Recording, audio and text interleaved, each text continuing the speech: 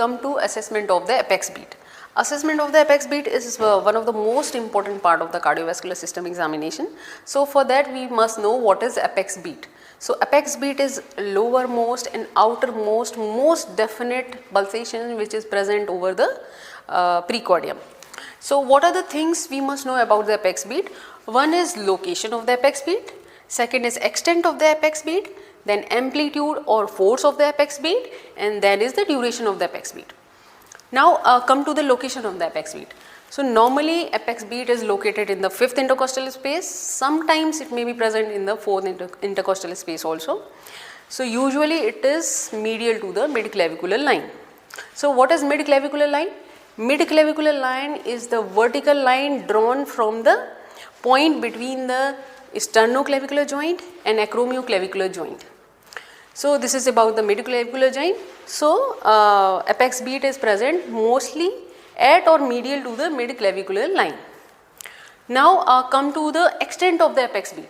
So normally apex beat is limited to the 1 intercostal space and diameter is usually less than the 2.5 centimeters. So now we must know what is the amplitude of the apex beat, amplitude or force of the apex beat. So normally amplitude of the apex beat is low and it is brisk and tapping. So normal force or amplitude of the apex beat is low, it is brisk and tapping. Next point we must know about the apex beat is duration of the apex beat. So duration of the apex beat is in the initial 2/3 of the systole. It should be less than initial 2/3 of the systole. So it should not be touching the S2. So we can see in this diagram it should not be touching S2. Now what are the abnormal location, extent, amplitude and duration about the apex beat? So what are the conditions in which the apex beat will be deviated? So apex beat may be shifted in case pathologies of the lung like there is pulmonary collapse or fibrosis of the lung. So that will lead to the shifting of the apex beat to the same side. But that shifting will be along with the shifting of trachea. In case if there is any pushing pathology in lung like pleural effusion, pneumothorax or pyothorax, so that will lead to pushing of apex beat to the opposite side. But that shifting will always be along with the shifting of trachea. But there are some conditions like left ventricular enlargement and scoliosis. So these are the conditions in which only apex beat will be shifted, not the trachea. So these are the causes of shifting of apex beat or change in the location of the apex beat. Okay, so next is extent of the apex beat. Usually apex beat is limited to the 1 intercostal space, but there are some conditions like left ventricular dilatation in which apex beat may be in more than 1 intercostal spaces like 2 or 3 intercostal spaces. Okay, next is amplitude of the apex beat. So here it is normal amplitude. So apex beat, force or amplitude may be increased in some conditions and that type of the apex beat is called as hyperkinetic apex beat. So normally it may found in any anxious or nervous person or after exercise. There are some pathological conditions like hyperthyroidism and left ventricular enlargement in which the apex beat becomes hyperkinetic or force of the apex beat increases.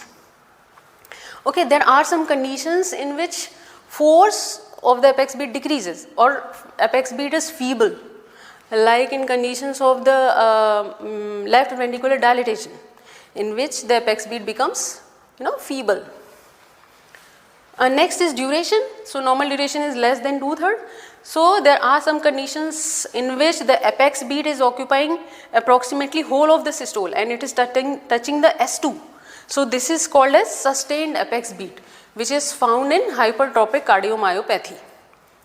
So these are the abnormal conditions related to the apex beat. Now we will see how we assess the apex beat in our subject. So let us come to our subject. So what are the prerequisites for the assessment of the apex beat? So your subject must be lying at 45 degrees, head end must be elevated at 45 degrees and you must stand on the right side, light must be adequate and exposure must be at least up to the waist. So here we will see,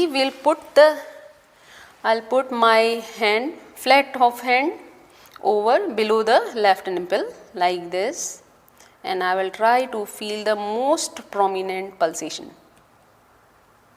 At the site of most prominent pulsation, I will put the ulnar side of my hand like this, and again at the site of most prominent pulsation I will put the pulp of my index and middle finger like this. Okay. Now I will count the intercostal space at the sternal angle. This is sternal angle. So at the sternal angle there is attachment of the second costal cartilage, below which there is second intercostal space, again below which there is third, this is fourth, and this is fifth. So apex beat is localized in the fifth intercostal space. This is the midclavicular line, so it is just medial to the midclavicular line. Force is normal, it is brisk, tapping, limited to the one intercostal space, and diameter is about 2 centimeter. So this is about the apex beat. Now in case if you are not able to palpate the apex beat, here I am able to palpate the apex beat, but in case if you are not able to palpate the apex beat, then you ask your subject to turn to the left lateral position. थोड़ा सा उस तरफ मुड़ जाइए. Left lateral position like this, and you try to feel for the apex beat. Okay, सीधा हो जाइए.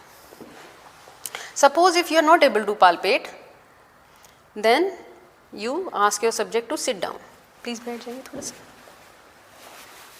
Okay, like this, and in case if you are not able to palpate still, then you ask your subject to lean forward. थोड़ा आगे झुक जाइए, आगे की तरफ. हाँ, थोड़ा और. So in this condition, heart comes near to the anterior chest wall, so it becomes easier to palpate for the apex beat. But this all you have to do only when you are not able to palpate at 45 degrees. Okay, so you can use both the positions, like you first you do in the 45 degrees, head end should be elevated at 45 degrees. Suppose you are not able to palpate, that you turn your patient to the left lateral position, and or you can do that you ask your subject to sit down and lean forward. So you can assume both the positions, left lateral position and sitting position. Okay, so in both these conditions you can palpate the apex beat. Although there are some conditions in which the apex beat is not palpable, like when apex, in case of any obese or muscular person, or many times the apex beat is hidden behind the rib. So these are the normal conditions in which the apex beat is not palpable.